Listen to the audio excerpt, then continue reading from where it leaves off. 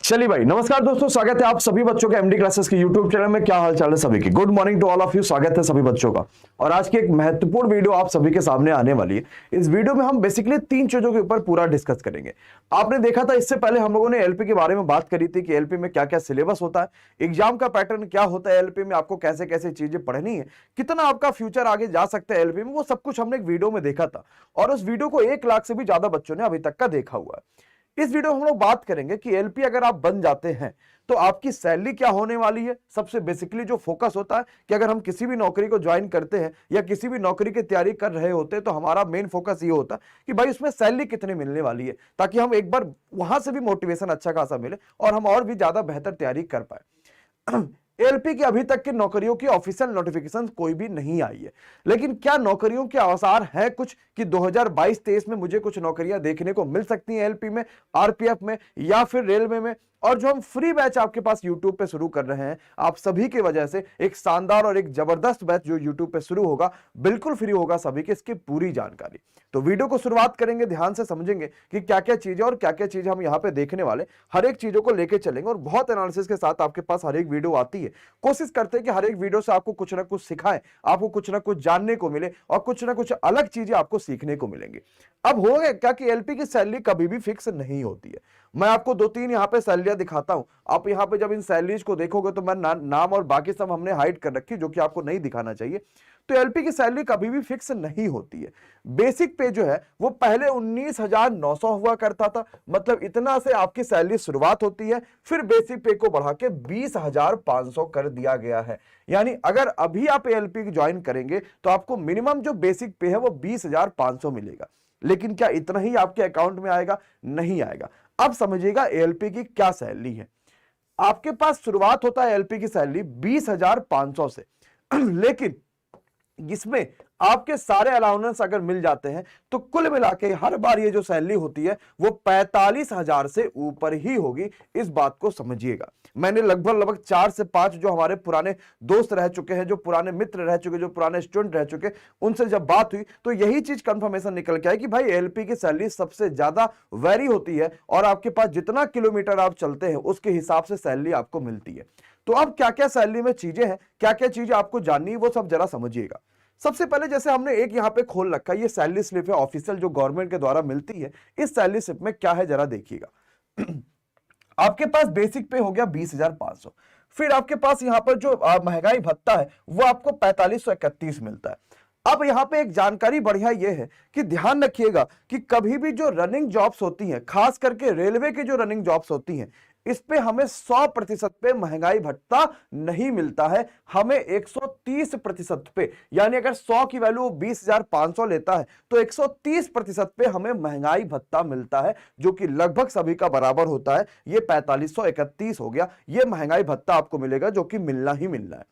इसके अलावा आपके पास जो एचआरए होता है ये अलग अलग शहरों के लिए अलग अलग वेरी करता है। जैसे अगर आप नॉर्मल सिटीज में रह रहे हैं, मेट्रो सिटीज में रह रहे हैं और आपके थोड़ा और ऊपर सिटीज में जाएंगे तो 9, 18 और 27% के हिसाब से ये एचआरए, क्योंकि अगर हम महंगी शहरों में रहते तो हमारे पास हमें महंगे जो है वो किराए देने होते, इसलिए एचआरए ये वेरी करता रहता है। तो आपका कहीं ना कहीं ये 4,000 के आसपास ये भी फिक्स होता है। दूसरा आपके पास आता है ट्रांसपोर्ट अलाउंस, तो ये चीज को अभी हम छोड़ते हैं, लेकिन हमारे पास जो फिक्स सैलरी है वो इतना ही है, यानी कि 30,000 हमें किसी भी महीने से कोई भी रोक नहीं सकता। लेकिन हम 30,000 को कैसे 50,000 बनाऊंगा, इस 30,000 को कैसे मैं 80,000 बनाऊंगा, कैसे मैं 60,000 बनाऊंगा, वो अब आगे की बातें आपको समझना है। सबसे जो बड़ा रोल यहां पर आपके पास करता है ना, वो होता है किलोमीटर। आपके पास किलोमीटरेज जिसको हम लोग बोलते हैं, ये अलाउंस सबसे ज्यादा इंपैक्ट करता है, जो कि आपको पर किलोमीटर चलने के लिए सरकार देती है। तो लगभग ये 3 रुपया 76 पैसे के आसपास आपको मिलता है पर किलोमीटर सरकार से। तो कभी कभार कोई एलपी एक महीने का 3,000 किलोमीटर चल लेता है, कभी 2,000 किलोमीटर चलता है, कभी 4,000 किलोमीटर चलता है। इस तरीके से एलपी जो है वो चलता रहता है और ये किसी का 14,000, किसी का 10,000, किसी का 5,000, किसी का 20,000, किसी का कुछ भी बन सकता है। तो ये सबसे ज्यादा महत्वपूर्ण पार्ट है किसी भी एएलपी की सैलरी में, क्योंकि रनिंग जॉब्स जितनी भी होती है उतना ज्यादा बेहतर होता है। बाकी आप जानते हैं कि नेशनल अगर हॉलीडे के दिन काम कर रहे हैं तो वो आपको भत्ता मिलेगा, बाकी नाइट ड्यूटी में आपको मिलता ही मिलता है, सेल अलाउंस में मिलता है, क्योंकि एएलपी की सैलरी रात, एएलपी जो है वो रात में भी जॉब करता है, तो टार्च में जो सेल लगता है उसके लिए भी आपको हर महीने 105 रुपए देखने को मिलते हैं।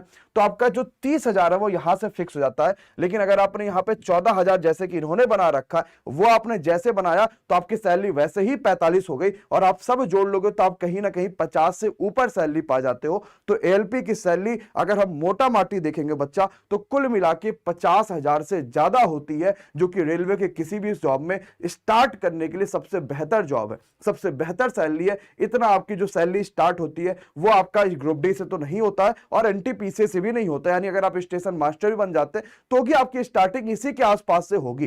तो एएलपी नौकरी एक जो बड़ा मोटिवेशन आपको मन में लेकर चलना, वो ये भी आप लेकर चल सकते हैं कि आपके पास जो सैलरी होती है वो सबसे ज्यादा देखने को मिलेगी। लेकिन ये तो असिस्टेंट लोको पायलट है, आप समझ रहे हो कि असिस्टेंट लोको पायलट, फिर सीनियर असिस्टेंट लोको पायलट बनेंगे, फिर लोको पायलट बनेंगे, और जिस दिन बच्चे आप लोको पायलट बन जाओगे ना, आप 1 लाख से कम वाकई में नहीं कमाओगे। और यही सच्चाई है, 1-1 लाख से कहीं ज्यादा सैलरी होता है, 1.5 लाख 2 लाख तक लोग बना लेते हैं, और पूरी सैलरी डिपेंड करती है कि कैसे बढ़ेंगे। ये किलोमीटरेज जो अलाउंस होता है, जितना किलोमीटर हम चलते हैं उसके हिसाब से ये बढ़ते चला जाता है। तो हम जाके अगर बैठ भी जाएंगे ना तो भी एक अच्छी खासी सैलरी हम यहां से उठा सकते हैं।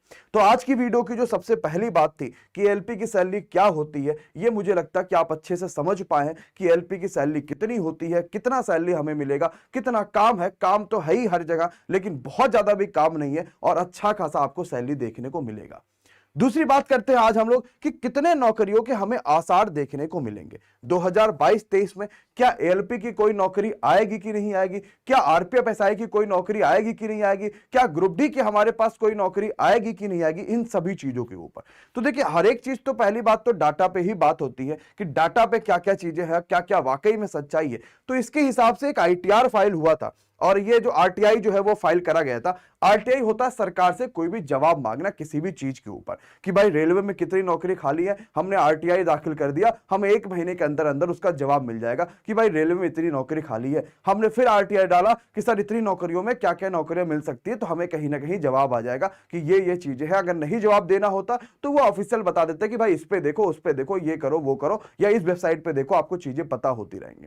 तो अगर हम यहां पे बात करेंगे 2023 में, 22-23 में नौकरियों के आसार, तो रेलवे ने एक पूरा कंप्लीट डिटेल्स आरटीआई का रिप्लाई दिया था, और ये सभी के पास देखने को मिलेगा, जिसमें यह चीज बताया गया था कि 3 लाख से भी ज्यादा पद रेलवे में खाली है, जिसमें 1,40,000 से ज्यादा पद एनटीपीसी और ग्रुप डी के साथ भर लिए जाएंगे। यानी लगभग 1,60,000 पद जो खाली हैं, इसको हम 2024 के आखिरी तक में ज्वाइनिंग देने का प्लान कर रहे हैं। मतलब 23 में और 22 के आखिरी में ये नौकरियों की नोटिफिकेशन देखने को मिलेगी।